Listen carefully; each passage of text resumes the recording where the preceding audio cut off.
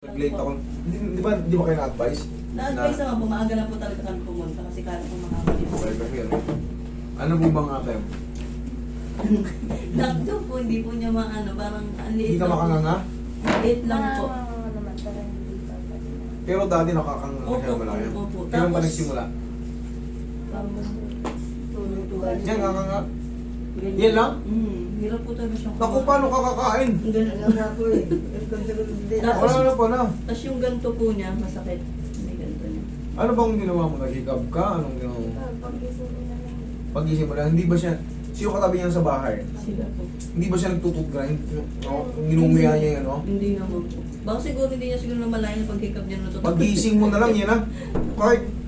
Kahit yung kutsarang mula, pitpitin mo ng lapad, halos mahirapan na may laman eh. Kaya nga po nangayayat siya, hindi po ganyan katawan niya eh. O di, instant diet ka.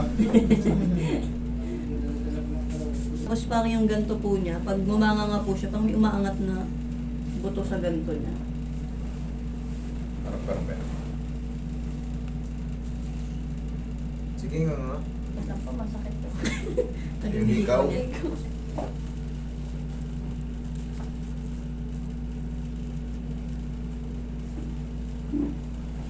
Sige, nga nga. Ayun o, patabi Sarap. siya. Ayun o, patabi. Sige, ikaw ang patagilid sa akin. Pagilid sa akin. Sarap. Okay, nga nga. Sige. Sarap. Okay? Sige, tihaya. Oh, yan na. Nga na. Okay, nga lang. Sige. Sara. Meron siyang meron nang sira yung mga ngipin mo sa kaya pala nasasabay siya. Ngayon, pag nasabay kasi siya, siyempre namamaga yung bagang mo. Bagang mo, tapos sabay. Tapos na ano ka pa. Kumbaga na twist na. Siyempre alam niyo ang ginagawa, kaya nagkaganon. Pag kumakain ka kasi, binibigyan mo na ng pectus. Bakit? Masakit nga yung bagang mo namamaga eh. Ngayon, hindi ka kakain doon. Ang gagawin mo, lilipat ka ng kain. Natapat ngayon doon, kaya walang ano, di ba? Paggising mo na lang, hello, Sakit. o yun ang mga mo. Di ba? Yan nga.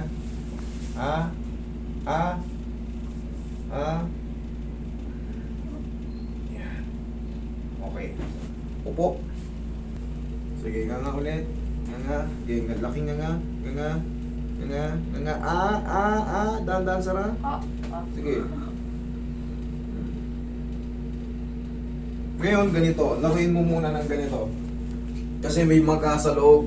Pero, pag binapasok ko yung ano ko, nanganganyan eh. Ganun nga. Kabila. Yan. Isa pa. Ganun lang. Yung parang simple lang. Parang sigsag mo lang yung... Yan. Sigsag mo lang konti. Paunti-unti. Dito yung masakit. Dito ka muna. Sa kabila. Yan. O, sige nga. Okay, Hindi pa, Dahan-dahan, Sara.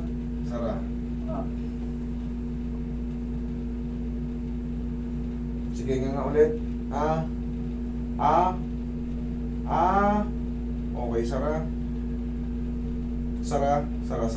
Higa ka. Yung maga po ng Oo, ngipin. yung gilagi. Kailangan mo ngayon, siyempre pag nanganga muna, kaya pag ginahawaan ko ng konti, Masakit po. nasasaktan siya kasi may maga yung Parang bagang po. bagang niya sa taas.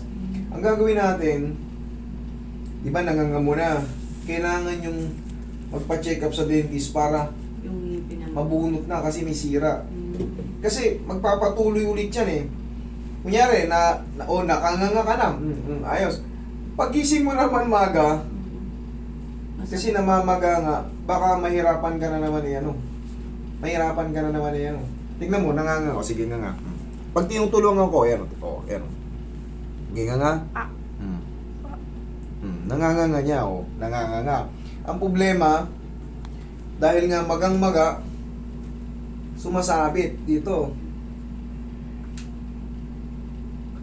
Pagka may ganyan kayo, palagi mo lang ingangan ng padiin. Ganun ka. Diin mo. Sara. Okay. Natin yung dito sa jaw.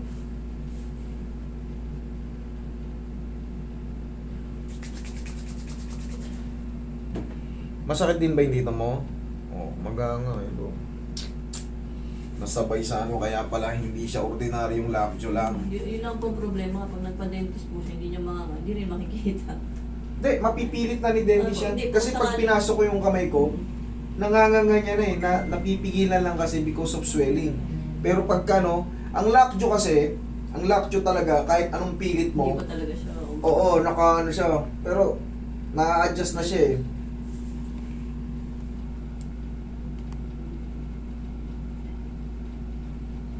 Diin mo tong ganda. Ah, nga. Ah. Okay, ah. Ah. Ganun ka. Laro.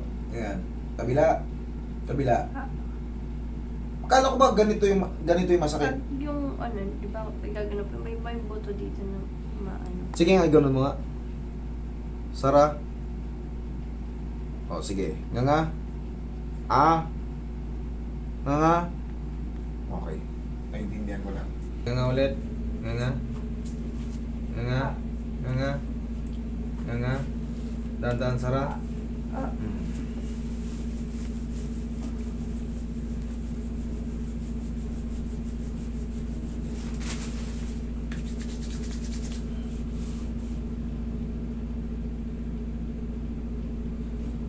Sige, nga nga. Nga ka. Kahit pa paano makakakain ka na. Naka-halfway na siya. Hindi pa siya totally perfect. Sige, upo ka. Ang mangyayari, shoot naman siya eh. Shoot naman siya. Ngayon, under swelling. Swelling sa taas, swelling na rito, pati dito. Sa ano. Tingnan mo, kahit ganunin mo sarili mo. Ganun ka. Ikaw magtulak lang. Okay. Ah, okay. Ah. O, ayan o, nanganganga o. Ibig sabihin yan, shoot yan. Ngayon, nagkakaroon lang siya ng pagpigil kasi nga, pag solong nga lang na walang tulong, yung ngipin under swelling, magayong gilagid niya. Ngayon, pagka inano ng dentist yan, kasi Makikita na. nanganganga na eh, ginaganga, nakanganga eh. Sasalaksakin ka ng ano, ay, yung baka may ano sila eh, may para silang gum. Yun ang kailangan dyan. Tapos maaring tanggalin na yung ano. Parang babataas na yung ano niya eh. Parang babataas na ba yung ano mo ba, yung bulok mo eh. Kasi namumula yung dito niya, tsaka pa ganito eh. Tsaka natamo talaga. Ang jaw problem kasi, pag sa jaw problem alone, ito talagang masakit na masakit yan. Ito yung dulo. Pero pag umabot na rito, ayan, may possible na talagang meron ng swelling sa loob. Ngayon nakikita naman namin, nakikita ko nga, may maga sa loob. Nanganganga naman, pantay na yan. Napipigilan lang dahil sa swelling. Ngayon, hindi lang nga po ang katapusan yan. Pupunta pa kayo ngayon sa ano. Ngayon nga po sa Kailangan yan. dentist. Pero syempre, hindi bubunutin ng doktor yan na maga. Kaya nga po. Ang gagawin nyo dyan, Dapat tingin mo. papahupain mo na yan. Iinom ka muna ng gamot para anti-inflammation. Pag nawala na yung pamamaga para hindi na maulit, no choice ka. Remove na yan. Pwede ngayon, pwede ka nang kumain. Ngayon, kahit pa paano, nakaka-halfway na yan. Nga. Ah. Ah. Hindi pa kaya? Konti. Pero kaya na. Sige, tulungan mo nga. Ganun nga. Tingnan natin kung masasaktan ka. Kaya. Okay. Kaya na nga, umaluwag na. Kumbaga, doon na lang umaawat sa pamamaga. So ma'am, ang gagawin natin dyan, hindi lang ako ano yan. Magpapacheck up pa rin kayo sa dentist para mabigyan kayo ng anti-inflammatory. Pag nawala yung swelling na yun, diretso na yan. Kasi pag nakalak pa yan, kahit gananin niya yan, tutukod yung condyle dito sa mandible. Hindi niya yan magaganon. Kahit anong pigil na yan, talagang nakahapit yan. Pero kung yung nandun nga sa toothache, yung namamaga sa loob, maaaring pigil-pigilan pa siya ng gano'n. Pero pag tinulungan, okay naman. Kumain ka muna ng ano para maka-recover ka. Kumain ka muna kasi nanganganga mo naman na. Tapos, check up. Pagka nabunot na, at sabihin mo naglalak pa rin, wala nang masakit sa ngipin, pero ayaw pa rin manganga, dun ulit ako papasok. Kasi aalayin ko ulit yung ano mo. Kasi pag matagal ka rin nakanganga sa dentist, may insidente na kasi. Yung emergency rito, galing yun sa dentist eh. Hindi naman may hara. Hindi naman may hara. Gano'n naman na magiging ano yan. Pero kahit nakapikit, kaya natin yun. Kumbaga magtulungan na lang kami kasi hindi ko kayang tanggalin kagad yung inflammation eh. Tsaka yung bulok ng ngipin, nandyan na yan. Hindi naman ako pwede ano yun eh, kumbaga hindi sa akin pwede yun. Ano ko dyan, makakasuhan ako dyan. Ang sa akin lang, align and massage. Yun po dapat ang choice namin ngayon nung una sa dentist. Eh kaso ang problema nga po, hindi niya po mabuka paano namin Eh ngayon, nabubuka na. Kaya mo na ibuka. Kaya na.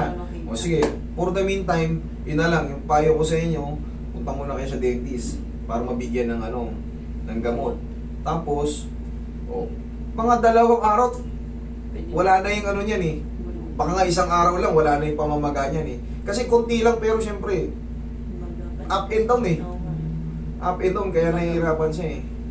Hindi naman kagad kahit i-adjust ko yun, mas maganda sana kung nakalak na lang ng yan, tapos walang mga maga eh. Madali lang eh.